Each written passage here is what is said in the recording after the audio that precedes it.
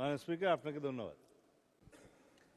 তা আমাকে বেশি বলে সবাই সমালোচনা করি, তিনি এক কথায় সব রাজি হয়ে গেছেন। আলোচনা নির্ধারণ করেন, সময় নির্ধারণ করেন, হপস লপস রসুর বই বাইর করেন, সংবিধান, জুলাই জাতীয় সনদ এবং সংস্কার বাস্তবায়ন আদেশ সব কিছু দেন, তারপরে ডিবেট হবে, আলোচনা হবে, কি কি ভায়োলেট হয়েছে না হয়েছে হবে। কিন্তু আমি একটু বিধি মানা লোক, আমি একটু বিধি অনুসারে কথা বলি। মাননীয় স্পিকার, আমার পয়েন্ট অফ অর্ডার হচ্ছে, প্রথমে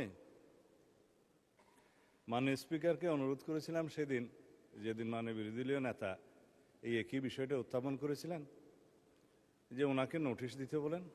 এটা নোটিশের প্রয়োজন আছে, অত্যন্ত গুরুত্বপূর্ণ বিষয়। সেই বিষয়ে আপনি সংসদে আলোচনা করে ফয়সালা দিবেন। বিধান হচ্ছে গুরুত্বপূর্ণ বিষয়ে মুলতবি প্রস্তাব। Rule 62, rules of procedure, notice উনি দিয়েছেন।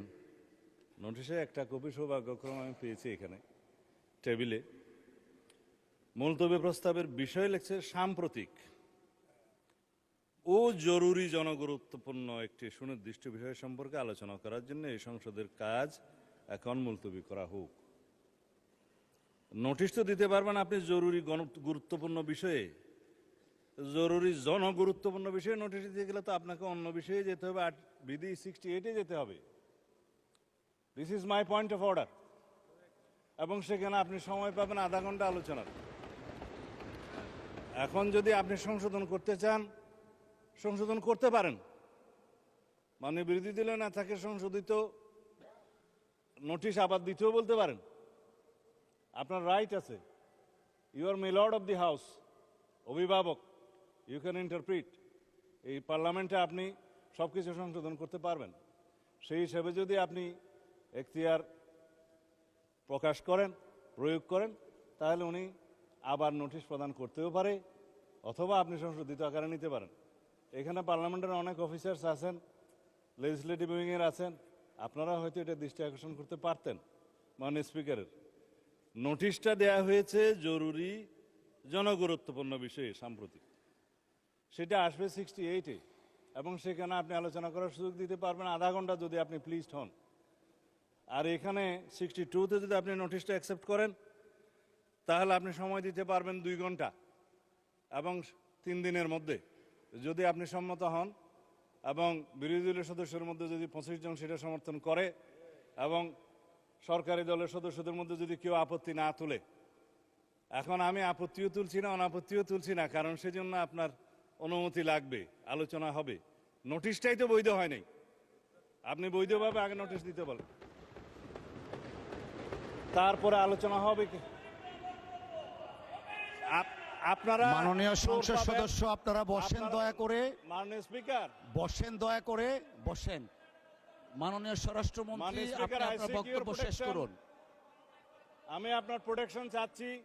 আপনি বিরোধী দলীয় সদস্যদেরকে ফ্লোর দিবেন, অসুবিধা নাই, কিন্তু লেট মি স্পিক। আমরা যেন আগের কালচারে ফেরত না যাই। আপনি যদি আমাকে সময় না দেন, তাহলে আমি বসে যাব, এটাই বিধি। আর যদি আমি আপনার বক্তব্য কন্টিনিউ করেন মাননীয় মন্ত্রী। আমি তো ফর্মুলেট করতেছি মাননীয় স্পিকার। মাননীয় স্পিকার, আমি ফর্মুলেট করতেছি যে বিধিতে উনি নোটিশটা দিয়েছেন না, যে বিধিতে উনি নোটিশ দেন আপনি দেখেন। আপনার সামনে তো কিতাব আছে, রুলস আছে, পার্লামেন্টের অফিসার্সরা আছে, সবাইকে দেখেন। আপনি যদি এই বিধিতে 62-তে এই নোটিশটা গ্রহণ করেন, তাহলে আপনাকে সংশোধিত আকারে গ্রহণ করতে হবে, অথবা আপনাকে বলতে হবে মাননীয় বিরোধী দলীয় নেতা, আপনি 62 রুলসে আবার একটা নোটিশ দেন, কারেকশন করে দেন।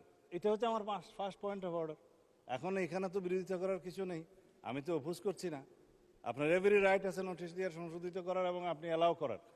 কিন্তু যে নোটিশটা এখন আমাদের সামনে আছে, এই নোটিশটা হচ্ছে 68 রুলস অনুসারে নোটিশ। আপনি জরুরি জনগুরুত্বপূর্ণ বিষয়ে আপনি দেখেন, জরুরি জনগুরুত্বপূর্ণ বিষয় সম্পর্কে সংক্ষিপ্ত আলোচনা এখানে আধা ঘন্টা পাবেন। কোনটা আপনি ডিসাইড করবেন, আপনার এখতিয়ার। My second point of order, মানে বিরোধী দলীয় নেতা এই মুলতবি প্রস্তাব উত্থাপন করেছেন। যদি ধরে উনি রাইটলি 62-তে উনি বলছেন, তাহলে উনি শুধু ওনার প্রস্তাবটা উত্থাপন করতে পারবেন। এখানে আপনি জুলাই জাতীয় সনদ, উইদিন ব্র্যাকেট সংবিধান সংস্কার আদেশ, বাস্তবায়ন আদেশ 2025 13ই নভেম্বর, এইটা পুরাটা পড়ার তো মাননীয় স্পিকার কোনো সুযোগ নাই। এটা আপনি যদি ডিবেটের জন্য দিন নির্ধারণ করেন, আগামীকালকে করবেন না আগামী পরশু করবেন, 3 দিনের ভিতরে আপনি করতে পারেন, সেদিন আলোচনা হতে পারে। বিরোধী দলীয় এবং সরকার দলীয় কোন কোন সদস্যগণ বক্তব্য রাখবেন সেটা তখন দেখা যাবে। কিন্তু আমার এনাদার পয়েন্ট অফ অর্ডার সেটা হচ্ছে, আপনি এখানেই দেখবেন যেখানে জনগুরুত্বপূর্ণ বিষয়ে মুলতবি প্রস্তাব আনতে পারে, এখানে হচ্ছে বিধি 63-তে আপনি দেখবেন যে এমন কোনো প্রস্তাব নিয়ে আপনি আলোচনা আনতে পারবেন না যে প্রস্তাবে প্রতিকার কেবল আইন প্রণয়নের মাধ্যমে হতে পারে। এখানে এটার প্রতিকার তো সংবিধান সংশোধন এবং আইন প্রণয়নের মাধ্যমেই হবে। It is not simple debate on the recent issues outside the house or published in any paper. যে সমস্ত বিষয়ে আলোচনা হয়, সাধারণত দ্রব্যমূল্য বৃদ্ধি হয়েছে, আইন শৃঙ্খলা অবনতি হয়েছে, এই সমস্ত বিষয়ে কোনো ঘটনা নিয়ে মুলতবি প্রস্তাব সাধারণত হয়। It is the tradition of the parliament. হয় কি হয় না সেটা পরে, কিন্তু উত্থাপিত হয়। আমার জীবনে খুব কম দেখেছি আমি মুলতবি প্রস্তাব অ্যাকসেপ্ট হয়েছে বা উত্থাপিত হয়েছে বা আলোচিত হয়েছে বা বুটে গৃহীত হয়েছে। কিন্তু এটা তো আইন প্রণয়নের সাথে জড়িত। আপনি বিধি 63-তে দেখেন যে বিধিটা 63-তে বলা আছে যে বিষয়গুলো আইন প্রণয়নের মাধ্যমেই সমাধান হতে পারে, সেই সমস্ত কোনো বিষয় জরুরি গুরুত্বপূর্ণ বিষয় হিসেবে মুলতবি প্রস্তাবের জন্য আসতে পারে না। এখানে আমার ফেয়ার প্রপোজাল আছে। This is my third point of order, fourth point of order. আমার প্রপোজাল আছে, আমরা সংবিধান সংশোধন করতে চাই, আমার বিরোধী দলের সদস্য কেউ কেউ সংস্কার করতে চান। পার্লামেন্টের ল্যাঙ্গুয়েজ হচ্ছে কনস্টিটিউশন হয় প্রণীত হবে, অথবা রহিত হবে, অথবা স্থগিত হবে, অথবা সংশোধিত হবে। আমরা এখানে সোভারেন পার্লামেন্টের এখতিয়ার নিয়ে এসেছি, সোভারেন জনগণের। আমরা এনাক্টমেন্ট করতে পারবো, আইন প্রণয়ন করতে পারবো, এবং সংবিধানও একটি আইনের মাধ্যমে, বিলের মাধ্যমে এসে সংবিধান সংশোধন হবে। সুতরাং সংবিধান সংশোধনের জন্য let us form a constitution reform committee here. Position এবং অপোজিশন সবগুলোকে নিয়ে, সবাইকে নিয়ে সংবিধান সংশোধনের জন্য আমরা কাজ করি।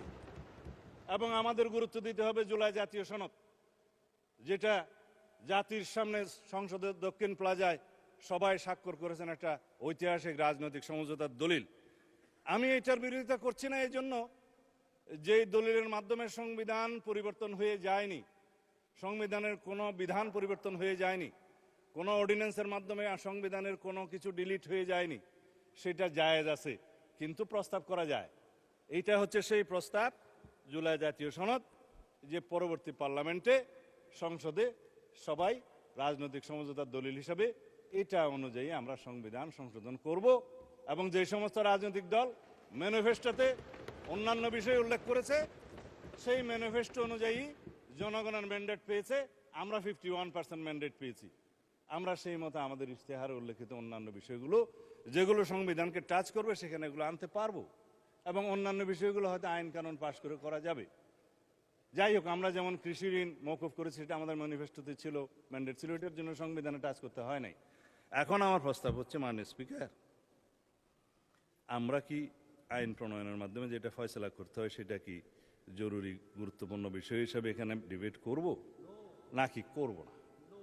আমরা কি পার্লামেন্টের একটা সংসদীয় কমিটি ফর্ম করব, যেখানে সংবিধান সংশোধনের জন্য সবাই প্রস্তাব দিবেন, বিরোধী দল, সরকারি দল, স্বতন্ত্র সদস্য থেকে সবাই মিলে আমরা সেখানে প্রস্তাব নেব, এবং একটা নির্ধারিত সময়ের মধ্যে আমরা সেই রিপোর্ট এই পার্লামেন্টে প্রদান করব। এবং সেই কমিটি ইচ্ছা করলে পার্লামেন্ট এবং পার্লামেন্টের বাইরে দেশের সমস্ত সংবিধান বিশেষজ্ঞ এবং বিশিষ্ট জন, স্টেক হোল্ডার, পত্রিকার সম্পাদক সহ সবাইকে আমরা ইনভাইট করে তাদের মতামত নেব।